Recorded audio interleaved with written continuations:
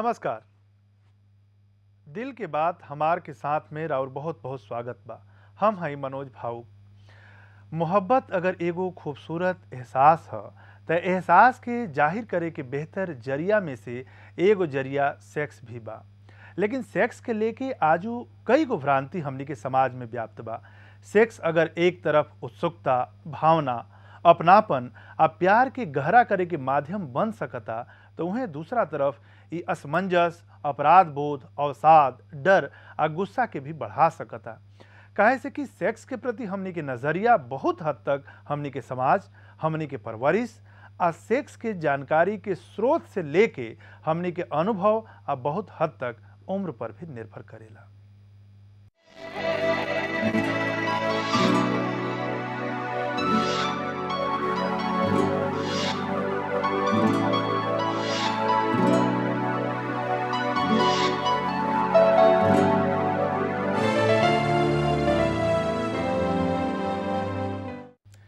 दरअसल रिश्ता के मजबूती भावना पर टिकल होला, देह पर ना। भावना गहरा हुई तो शारीरिक नजदीकी भी बनल रही आ भटकाव भी ना हुई। साँच पूछी तो सेक्स शारीरिक प्रक्रिया से ज्यादा मानसिक प्रक्रिया है। सेक्स के भूख पहले मन में उठेला, फिर तन में। ऐसे बेहतर सेक्स खातिर तन आ मन दोनों के स्वस्थ रहल बहुत जरूरी बा। मन प्रसन्नचित्त होखे, तनाव मुक्त होखे आ शरीर भी स्वस्थ होखे, ई बेहतर सेक्स खातिर बहुत जरूरी बा।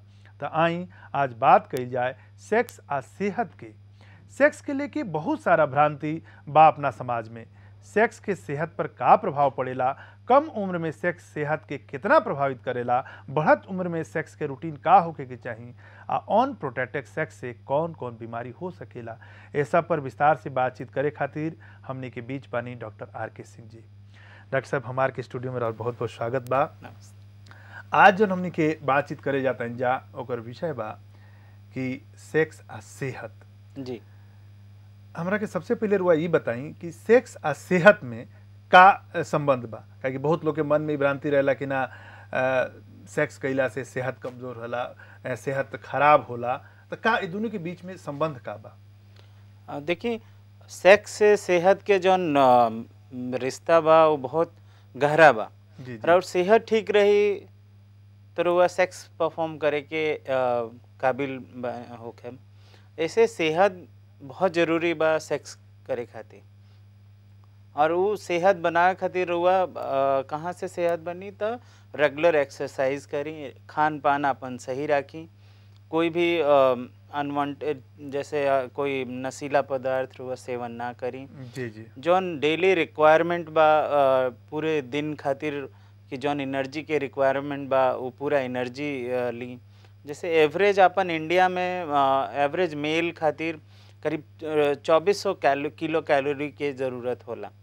तो उतना अगर कैलोरी अगर वो पर्सन लेता है तो ओकर सेहत ठीक रही। सेहत ठीक रही तो ओकर सारा काम के प्रति और भी जो भी ओकर वर्क बा वो वर्क के प्रति काफ़ी सुदृढ़ होकर के ओकर के वो परफॉर्म कर सके। ठीक एकरा उल्टा ई तो कि सेक्स अच्छा सेहत अच्छा रही तो सेक्स परफॉर्म करी। जी जी। लेकिन अगर सेक्स ज़्यादा परफॉर्म करता है, बहुत लोग ये रहेला कि हम सेक्स ज़्यादा सेक्स कइला से शरीर खोखला हो जाला, बहुत कमज़ोर हो जाला। ये सवाल के जवाब ले अभी हमरा से एगो कॉलर जुड़ल बनी। हेलो। हाँ हेलो, नमस्कार सर। हेलो। हाँ हेलो जी अपन हेलो हेलो जी जी, स्वागत बा हमारे टीवी में। अपन नाम बताई, कहाँ से बोलता नहीं? मैं पुणे से बोल रहा हूँ। नमस्कार जी, राजेश कुमार बोल रहा हूँ जी। सवाल पूछिए अपन। सवाल सर मैं आपसे ये पूछना चाहूंगा कि रात के टाइम अगर खाना खाने तो आदमी सेक्स कितने घंटे बाद करना चाहिए? जी हाँ ये बताइए सर आप। जी सवाल पूछिए अपन।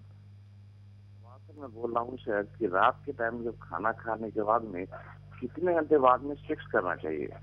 जी जी डॉक्टर साहब। जी देखिए, खाना खिला के कम से कम 2 से 3 घंटा के बाद सेक्स के खातिर बॉडी मतलब प्रिपेयर करे के चाहिए। क्योंकि खाना खिला के तुरंत बाद अगर परफॉर्म करते नहीं तो ओकरा से जौन इनडाइजेशन हो, मतलब प्रॉपर शरीर में जो खाना बा ओकर पाचन क्रिया सही से ना होई। ऐसे करीब आधा घंटा से 1 घंटा के भीतर जो भी हम खाना खैले बानी वो पेट से वो छोटी आंत में पहुंच जाला, जहाँ डाइजेशन प्रोसेस शुरू होला।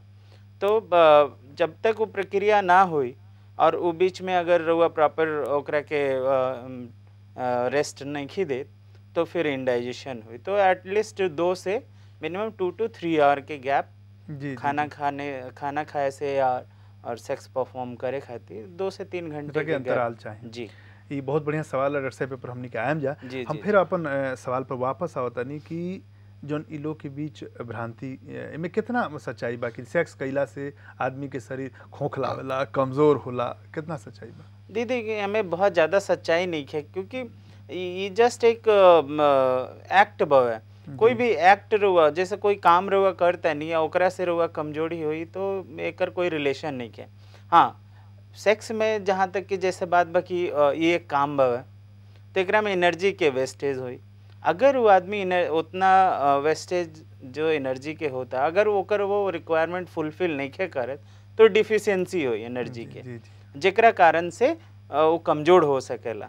थोड़ा सा एकरा के हम चाहतनी कि एक ओपन कइल जाओ सेक्स से कमजोरी माने रुआ कहने की एनर्जी जी जी जी एकरा प्रक्रिया में हमनी के चल जा कि सेक्स के जो प्रक्रिया बा वो प्रक्रिया में का होला, शरीर के भीतर कौना ढंग के रिएक्शन चलेला, आदमी जो लूज करेला जरा कहल जा कि हमनी के स्खलित होता ये जो सीमेन वाला उ का ह ओकरा निकलला से क्या कि आदमी के मन में ये दुइये गो चीज हो सकेला। एक जो रिएक्शन चलता शरीर के भीतर ओमे ओकर एनर्जी लागता, दूसरा चीज कि शरीर से बाहर जो जाता जो इजैकुलेट होता वेरे सीमेन तो उ लागे लगे बहुत ज़्यादा इजैकुलेट भइला से बहुत बार कइला से हमार एनर्जी जाता का जाता। तो एक ही थोड़ा रुआ क्लियर करी कि हो का जो बाहर निकला था शरीर से उ का ह उसे आदमी के शरीर खातिर का नुकसान हो सकेला या नुकसान नहीं हो, तो एक क्लियर करी। जी देखिए जौन स्पर्म बा वो बनल रहेला रुआ कार्बोहाइड्रेट ओकरा में रहेला, प्रोटीन रहेला और सेमाइनल फ्लूइड रहेला जी। तो बहुत ज़्यादा ओकरा में वो बने खातिर बहुत ज़्यादा कार्बोहाइड्रेट या प्रोटीन के बहुत ज़्यादा ज़रूरत नहीं है। ओकरा से बहुत ज़्यादा हमारे शरीर में मतलब रहेला कार्बोहाइड्रेट जो हम जो भी खाना खाते नहीं मच ऑफ रिच डाइट कार्बोहाइड्रेट के ही हमने लेने सन ज़्यादा, बट बैलेंस में प्रोटीन भी ओकरा में बा, जी जी फैट भी बा, बट मेनली जौन बा वो कार्बोहाइड्रेट के रहेला। और कार्बोहाइड्रेट और प्रोटीन मतलब बहुत आसानी से हर खाना में मिलेला। ऐसे वो अगर रुआ मल्टीपल टाइम्स अगर लूज भी करता नहीं तो ओकरा से कोई कुछ मतलब कमी जैसे शरीर में होला वो कमी होके कि कोई वैसन कोई सवाल नहीं है। जी जी। ऐसे वो अगर वहाँ के लगे एनर्जी होके तो सेवरल टाइम्स वो परफॉर्म कर सकता नहीं, बस ओकरा में कोई डिफिशियंसी ना हो, ना ही कार्बोहाइड्रेट के ना ही प्रोटीन के। शरीर के भीतर जो सिस्टम बा जौन की ये पूरा के पूरा एक्शन में ये पूरा के जो सेक्स के ड्रामा बा या एकरा के जो सेक्स के प्ले बा इनमें पूरा के पूरा शरीर के कई गो सिस्टम काम करता जी। पहले भी हमने के चर्चा कर सर्कुलेटरी के। तो एगो बढ़िया बेहतर सेक्स करे खातिर कौन कौन सिस्टम कौना कौना रूप में तैयार रहे के चाहिए? जी देखिए सबसे पहले कि पूरा के पूरा साइकोलॉजिकली ऑपरेटेड होला, पूरा का पूरा ब्रेन से ऑपरेटेड बा। रुआ जौन भी दिशा में लाइक जैसन अपन रुआ सोच करें जितना ओकरा पर अटेंशन दें वो चीज़ बेटर होई। जी जी। तो ये पूरा के पूरा एक साइकोलॉजिकल है कि रुआ जितना ओकरा में इन्वॉल्व होके और सबसे बड़ी बात बा कि रुआ में कितना चाहत बा जिससे अगला जो पार्टनर बा या फिर रुआ कितना ओकर इच्छुक बा भावनात्मक लगाव कितना भी तो साइकोलॉजिकल चीज हो गई।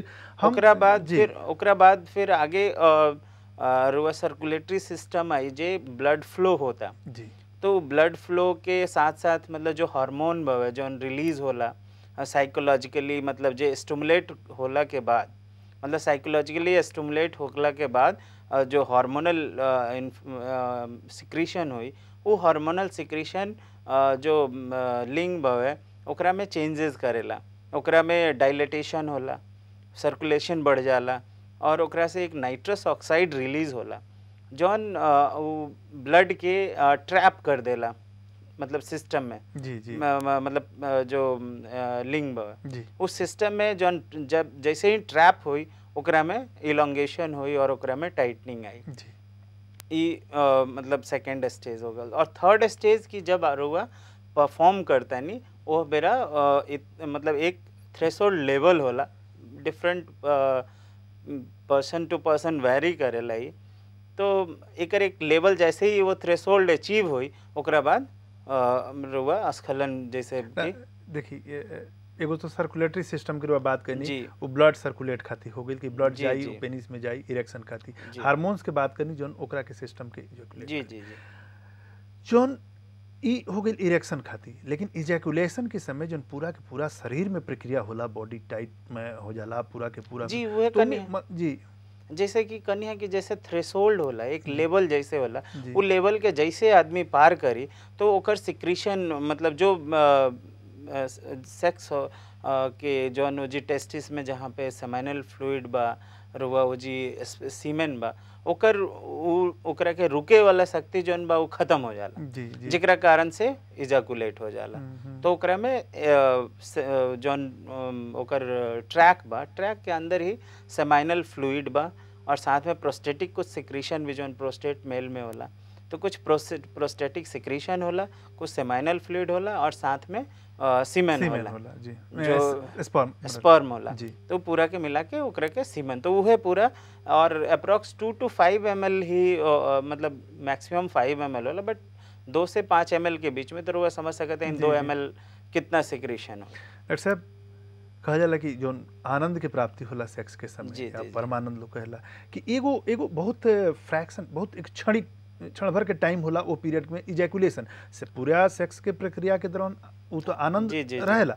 लेकिन जौन इजैकुलेशन के आनंद होला वो शायद वो सबसे वो पिक के होला, सबसे ज़्यादा आनंद वाला पीरियड होला।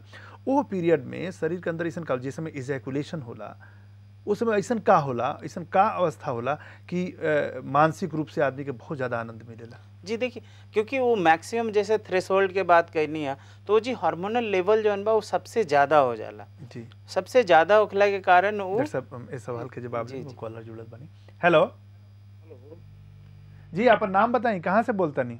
हाँ, एसबी सिंह बोल इलाहाबाद से। जी स्वागत बा, सवाल पूछिए अपन।